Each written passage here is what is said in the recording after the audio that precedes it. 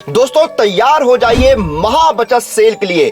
इससे बढ़िया मौका नहीं मिलेगा जहां आप मजे ले सकते हैं बचत के। मे यू सेव मोर, यही है हमारा वादा। इस 28 से 31 मई सभी सुपर कोचिंग पर आपको मिलेगा अप टू 90% ऑफ एंड 50% की एक्स्ट्रा वैलिडिटी। ये वो मौका है जहां आप अपने सपनों को साकार कर सकते हैं, आप अपनी ख्वाहिशों को पूरा कर सकते हैं। तो अगर आप तैयारी कर रहे हैं SSC, banking, teaching, UGC net, CSIR net, EPFO, state PSC, UPSC, defence जैसे एग्जाम की, तो आइए इस महा बचत सेल में साथ मिलकर धूम मचाएं और अपनी सेविंग्स को यादगार बनाएं।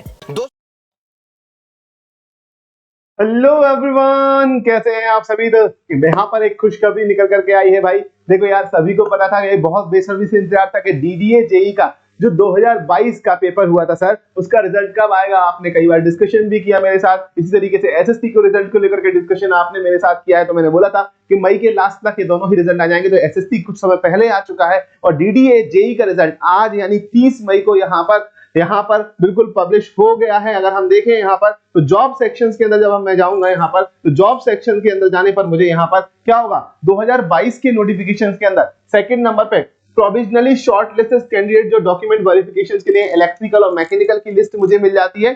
सेकंड और थर्ड नंबर पर मुझे मिल जाता है सिविल के स्टूडेंट की लिस्ट मिल जाती है। जब मैं सिविल के यहाँ पर स्टूडेंट की लिस्ट की ओपन कर रहा हूँ, सिविल के स्टूडेंट्स की लिस्ट को यहाँ पर ओपन कर रहा हूँ, तो यहाँ पर list of provisionally shortlisted candidate in the alphabetically order दिए गए हैं। यहाँ पर देखो, यहाँ पर जो नाम दिए गए हैं वो अल्फाबेटिकली ऑर्डर में दे दिए गए हैं, ना कि यहाँ पर मार्क्स के बेसिस पे दे दिए गए हैं। तो कई सारे बच्चे यहाँ पर कंफ्यूज हो रहे हैं, सर हमारा जो है ये रिजल्ट तो आ गया है, बट रिजल्ट के साथ साथ सर हमें बता दीजिएगा कट ऑफ क्या रहेगा, कट ऑफ क्या नहीं रहेगा। तो यहाँ पर जो यहाँ पर ऑर्डर दिया गया है, वो ऑर्डर जो दिया गया है वो अल्फाबेटिकली ऑर्डर दिया गया है, और जो टेस्ट हुआ था वो 28, 29 और 1 तारीख के बीच में हुआ था। तो बच्चों यहाँ पर एक बहुत ही ज्यादा चीज समझ में आ रही है कि कट ऑफ यहाँ पर अगर हम लास्ट में जाते हैं, इस लिस्ट के लास्ट में जाते हैं, तो लास्ट में जाने पर यहाँ पर हमें कुछ भी पता नहीं चल रहा है कि किस तरीके से यहाँ पर निकल करके आ रहा है, क्योंकि कट ऑफ के बारे में कुछ भी यहाँ पर हमने बात की है, कुछ भी नहीं बोला गया है, ठीक है। बट यहाँ पर हम देखें तो 321 कैंडिडेट्स को यहाँ पर बुलाया गया है।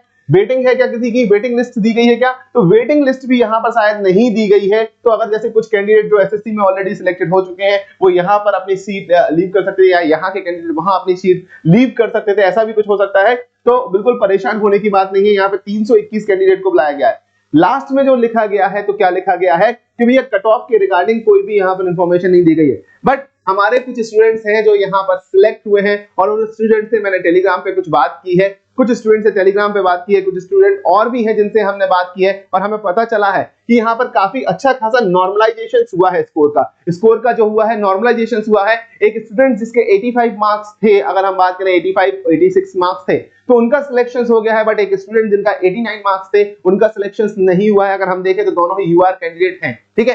तो यहाँ पर कहीं ना कहीं एक जो कंडीशंस है वो नॉर्मलाइजेशन की कुछ इस तरीके से निकल करके आ रही है कि कुछ शिफ्ट जो हार्ड थे उनमें हो सकता है कि ज्यादा नॉर्मलाइज हुआ हो मार्क्स, और जो यहाँ पर इजी शिफ्ट थे उनमें नॉर्मलाइज होकर के कम भी मार्क्स हुए हो सकते हैं। ऐसी पॉसिबिलिटी बन करके आ रही है। बट जो रिजल्ट हम देखें ओवरऑल, तो कहीं ना कहीं 90 प्लस रिजल्ट यहाँ पर गया हुआ है, ऐसा हम यहाँ पर बोल सकते हैं। तो और बाकी चीजें डीडीए जब यहाँ पर ऑफिशियली रिलीज करेगा, तब हमें एग्जैक्टली कंडीशंस पता चलेगी कि एग्जैक्टली कंडीशंस हमारी क्या होने वाली है। तो ये जो एनालिसिस है वो हमारे स्टूडेंट्स जो हमारे सिलेक्ट हुए हैं, जो नॉन सिलेक्टेड स्टूडेंट्स हैं, उनके मार्क्स के बेसिस पे हम ये एनालिसिस की बात कर रहे हैं यहाँ पर। तो एक सेफ स्कोर की बात करें तो 90 प्लस हम बात करते हैं, जहां तक है तो 90 प्लस यहाँ पर कट ऑफ जा सकता है। यहाँ पर जो इस पेपर के लिए बात कर रहे हैं सिविल इंजीनियरिंग के अंदर, 90 प्लस की बात हम आराम से कर सकते हैं, और 90 प्लस हमारा सेफ स्कोर भी यहाँ पर माना जा सकता है, क्योंकि नॉर्मलाइजेशन के बाद